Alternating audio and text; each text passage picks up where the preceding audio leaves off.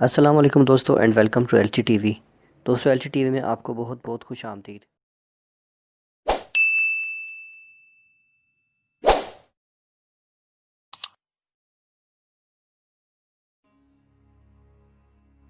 آپ میں سے اکثر دوست گلیڈیٹرز کے بارے میں تو جانتے ہوں گے۔ یہ بہت خطرناک کھیل تھا۔ اس کھیل میں دو کھلاڑیوں کو میدان میں اتار دیا جاتا تھا۔ یہ قدیمی کھیل روم کا تھا اور اس میں بہادر لوگ حصہ لیا کرتے تھے۔ یہ کھیل دلچسپ ہونے کے ساتھ ساتھ خطرناک بھی تھا۔ یہ دو کھلاڑی بہترین جنگجو یا غلام ہوا کرتے تھے۔ یہاں پر اکثر قیدیوں کو زنجیروں میں جکڑ کر لایا جاتا تھا، لیکن بادشاہ یا سردار کی طرف سے لڑنے والے بہترین جنگجوؤں کو بغیر زنجیروں کے میدان میں لایا جاتا تھا۔ یہ مقابلہ جنگجو اور قیدی کے درمیان کروایا جاتا تھا۔ یہ کھیل اتنا زیادہ خطرناک تھا کہ اس کھیل میں قیدی یا جنگجو دونوں میں سے ایک کو موت کا سامنا کرنا پڑتا تھا۔ اس کھیل کو کھیلنے سے قبل دونوں کھلاڑیوں کو بتا دیا جاتا تھا کہ جو ہارے گا اسے موت کا سامنا کرنا پڑے گا۔ پہلی صدی عیسوی تک یہ کھیل بہت زیادہ مشہور ہو گیا تھا اور اسے ہر شخص کھیلنے کی کوشش کرتا تھا۔ لیکن اس کھیل میں ایک اور بات بہت زیادہ دلچسپ تھی کہ جیتنے والے شخص کو بہت زیادہ پیسہ دیا جاتا تھا۔ اس کھیل میں امیر لوگ اور سردار ان کھلاڑیوں پر بہت سارا پیسہ لگایا کرتے تھے۔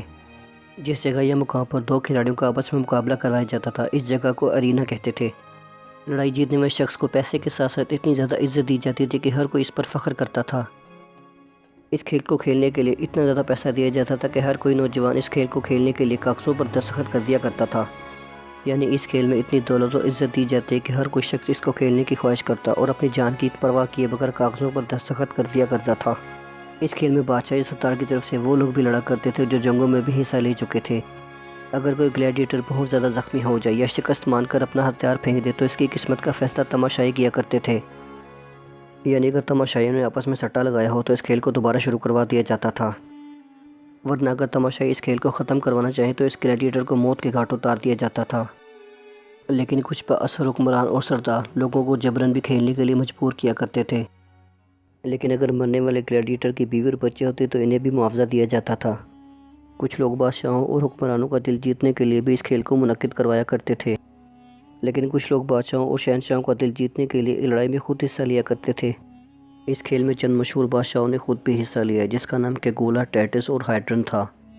یعنی تین مشہور بادشاہوں نے بھی اس کھیل کو کھیلنے کا اعزاز حاصل کیا تھا۔ لیکن روم کی قدیمی کتابوں میں لکھا ہوا کہ اس کھیل میں نچلے طبقے نے بہت شہرت حاصل کی۔ اس کھیل کو جو شخص بھی جیتا تھا اس کی تصویر کو گلیوں بازاروں میں بنا دیا جاتا تھا۔ جیتنے والے گلیڈیٹر کا مجسمہ چھوٹے بچے مٹی سے بنا کر اس کے ساتھ کھیلا کرتے تھے۔ جیتنے والے گلیڈیٹر کی چرچا گلی گلی میں ہوا کرتی تھی۔ روم کے لوگوں کے مطابق گلیڈیٹر بننے کے لیے بہت زیادہ محنت کرنا پڑتی تھی۔ کچھ لوگ لڑائی میں مہارت حاصل کرنے کے لیے خوفناک جانوروں اور خونخوار جانوروں کا بھی شکار کیا کرتے تھے۔ کبھی کبھار کمزور لوگوں کا سامنا طاقتور لوگوں سے بھی ہو جایا کرتا تھا۔ کچھ بزدل اور دھوکے سے جیتنے والے افراد میدان کے ایک طرف خطرناک جانوروں کو بھی باندھ دیا کرتے تھے تاکہ یہ جانور ان کے مخالفین پر جھپٹ پڑے اور ان کو چیر پھاڑ کھائیں۔ حیران کن طور پر تماشائی جانوروں کے حملے کو بہت زیادہ پسند کیا کرتے تھے۔ اس کھیل میں خاص طور پر ایک کونا جانوروں کو باندھنے کے لیے مختص کیا جاتا تھا۔ 11ویں صدی عیسوی میں ٹراجان نامی بادشاہ نے ایک بہت افسوسناک کام کیا تھا۔ اس نے تقریباً 1100 کے قریب مختلف جانور ارینا میں بلائے۔ ارینا میں بلانے کے بعد جانوروں کو یہاں پر باندھ دیا گیا۔ اس نے عوام میں مقبول ہونے کے لیے بہت سے جانوروں کا شکار کروایا اور بہت سے جانوروں کو یہاں پر ذبح بھی کروا دیا۔ اس بادشاہ نے بہت سی جانوروں کے گلے میں پھندا ڈال کر انہیں مرنے کے لیے لٹکا دیا۔ اس ظالم بادشاہ نے روم کے نہتے لوگوں اور عیسائیوں پر کتے اور ریچھ بھی چھوڑ دیے۔ اتنے ظلم کو تفریح بنا کر لوگوں کے سامنے پیش کرنے والا یہ بادشاہ پھر بھی عوام میں زیادہ مقبول نہ ہو سکا۔ کچھ بادشاہ اور سردار گلیڈیٹرز کو تیار کرنے کے لیے ان پر بہت زیادہ پیسہ خرچ کیا کرتے تھے۔ لڑنے والے گلیڈیٹر کو بہت اچھا کھانا دیا جاتا تھا، اس کا ہر طرح سے خیال رکھا جاتا تھا تاکہ لڑائی میں جیت سکے۔ بدقسمتی سے جو بھی گلیڈیٹر ہارتا تھا اس کے سردار اس سے بدلہ دینے کے لیے گلیڈیٹر اور اس کے ٹرینر دونوں کو موت کے گھاٹ اتار دیا کرتے تھے۔ اس کھیل میں حصہ لینے کے لیے 20 سے 22 سال کی عمر کو بہت زیادہ آئیڈیل سمجھا جاتا تھا۔ روم کی قدیمی کتاب کے مطابق یہاں پر اس کھیل کو بادشاہوں اور سرداروں نے منعقد کیا تھا۔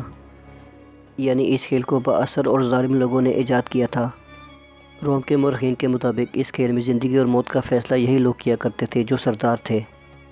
اگر کوئی کھلاڑی اپنے ہاتھ کے انگوٹھے سے نیچے کرنے کا اشارہ کرتا یا کپڑا یا میدان میں پھینک دیتا تو اس کا یہ مطلب ہوتا کہ اسے جانے دیا جائے۔ اگر یہ گلیڈیٹر کسی امیر سردار کے ماتحت ہوتا تو اسے چھوڑ دیا جاتا۔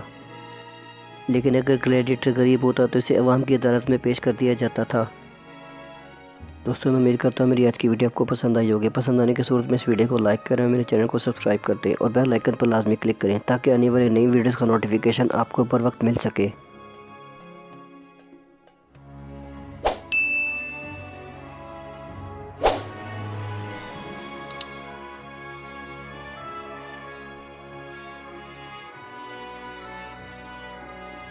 میں ملوں گا آپ کو نیکسٹ ویڈیو میں، تب تک اپنا بہت زیادہ خیال رکھیے گا۔